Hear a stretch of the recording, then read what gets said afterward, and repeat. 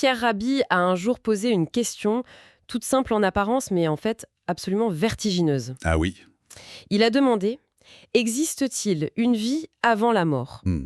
Aujourd'hui, on va explorer ça à travers une source incroyable, une de ses conférences TEDx de 2011. Et ce qui est fou, c'est que ce n'est pas juste une belle phrase pour lui. Non, c'est ça. Toute son existence, on a l'impression, a été une quête pour répondre à cette interrogation. Oui, tout à fait. Et pour bien saisir sa réponse, il faut voir son parcours comme une sorte d'incarnation des grandes fractures du XXe siècle. C'est-à-dire? On part d'une oasis algérienne, un monde presque mythique et hors du temps. Ensuite, c'est le choc frontal avec la modernité industrielle en France. Les Trente Glorieuses? Exactement. Et ça aboutit à un retour radical à la Terre. C'est ce voyage, à la fois géographique et intérieur, qui forge toute sa critique du monde moderne et sa philosophie de la modération. Alors, commençons par le début, justement.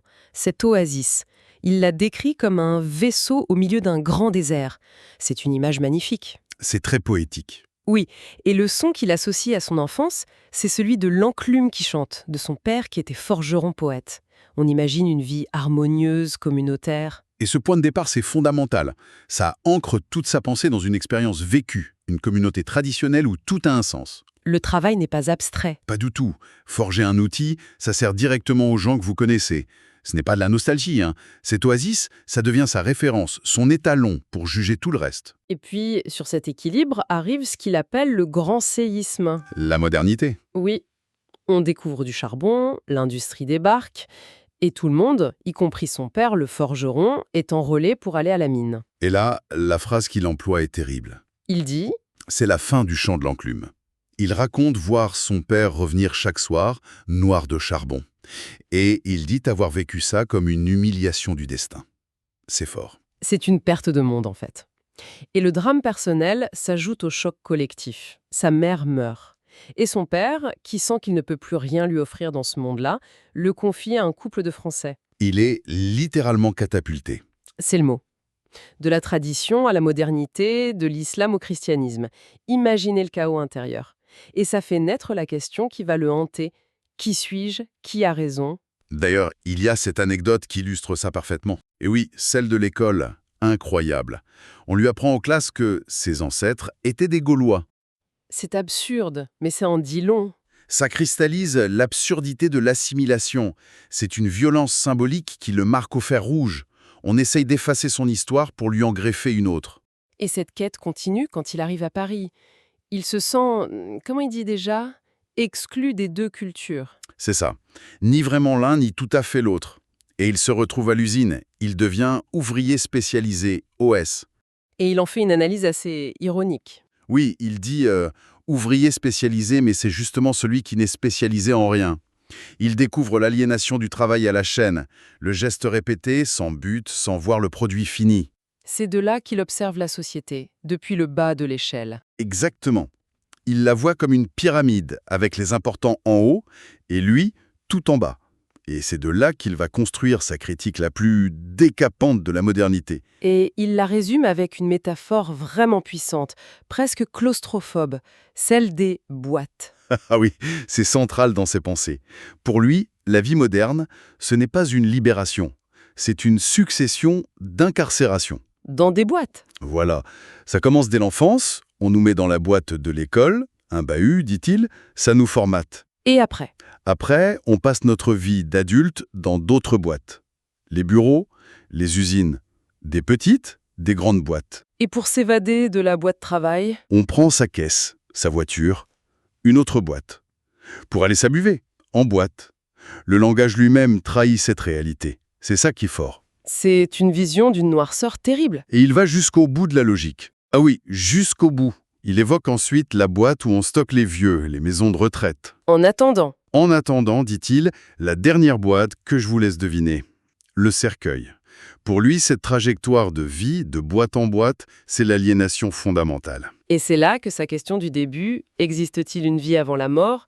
Eh bien, elle prend tout son sens, un sens tragique. Exactement. Ce n'est plus une boudade, c'est un cri de révolte. Et face à ce constat, il n'y a que deux options, se résigner ou rompre. Et lui, il choisit la rupture, la plus radicale qui soit. La rupture totale. Le fameux retour à la terre en Ardèche. Il quitte tout avec sa femme pour, et je le cite, reconquérir la liberté de faire de sa vie ce qu'il entend faire. Mais il faut imaginer ce que ça représente au début des années 60. On est loin du cliché, hein. Ils choisissent une terre aride, dégradée, sans eau, sans électricité. Ils racontent que le Crédit Agricole leur a dit « Vous êtes fous de vous installer là ». Et c'est la raison de leur choix qui est la clé de tout. Ils ne choisissent pas ce lieu pour son potentiel économique, Non, pour sa beauté. uniquement. Voilà. Et ça, c'est un acte politique majeur. En pleine Trente Glorieuses où le productivisme est roi, opposer la beauté à la rentabilité, c'est une défiance totale au système. Il réintroduit le sensible, le poétique comme critère de vie. C'est une révolution en soi. Mais concrètement, comment il fait? Il n'y connaît rien à l'agriculture. Il apprend sur le tas, d'abord comme ouvrier agricole, et là il découvre une agriculture moderne qui, selon ses mots, passe son temps à tuer et à polluer. Les pesticides, les engrais chimiques, tout ça. Il voit que c'est une impasse. Alors, il refuse ce modèle. Et, petit à petit, par observation, il développe sa propre approche. Pour lui, l'agriculture écologique, ce n'est pas juste une technique. C'est quoi alors, Anef? C'est un acte de guérison, un acte de responsabilité envers la Terre. Et il prouve que ça marche. Il le dit bien, ils ont élevé leurs 5 enfants comme ça, en partant de rien. Et ça, c'est un message d'une puissance incroyable. Il montre par l'exemple qu'on peut répondre à ses besoins, en qualité et en quantité, tout en régénérant la Terre. On la laisse un meilleur état qu'on ne l'a trouvé. C'est un renversement complet du paradigme. Le progrès n'implique pas forcément la destruction. Il prouve qu'on peut vivre mieux en détruisant moins, ou même en réparant. Et cette expérience très personnelle devient le socle d'une pensée beaucoup plus large, une vraie philosophie pour la société. C'est là qu'il parle de modération, de sobriété. Oui, avec cette formule choc pour décrire notre société, il dit « l'indispensable n'a pas été résolu et que le superflu n'a pas de limite ». C'est un diagnostic fulgurant. Complètement. Du coup, la modération qu'il propose, ce n'est pas une frustration, c'est une libération. Se libérer de la course au toujours plus pour se concentrer sur l'essentiel. Et cette pensée politique, il va essayer de la porter sur la place publique, avec sa candidature à la présidentielle en 2002. C'est ça, son but n'était pas le pouvoir, bien sûr. C'était une candidature de conscience pour, disait-il, mettre l'humain et la nature au cœur de nos préoccupations. C'est là qu'il a osé parler de décroissance. Un blasphème à l'époque. Mais attention, pour lui, la décroissance, ce n'est pas le retour à la bougie. C'est l'avènement d'une civilisation de la modération, plus juste et plus humaine. Mais il ne s'arrête pas à la critique économique. Il va plus loin. Il prend la fameuse phrase de Dostoïevski « La beauté sauvera le monde » et il la questionne. Oui, il dit en gros, on a des musées, des œuvres d'art, est-ce que ça a empêché les guerres, la misère? La réponse est non. Du coup, quelle est sa lecture? Pour lui, la beauté qui sauve, elle n'est pas extérieure dans les objets, elle est intérieure.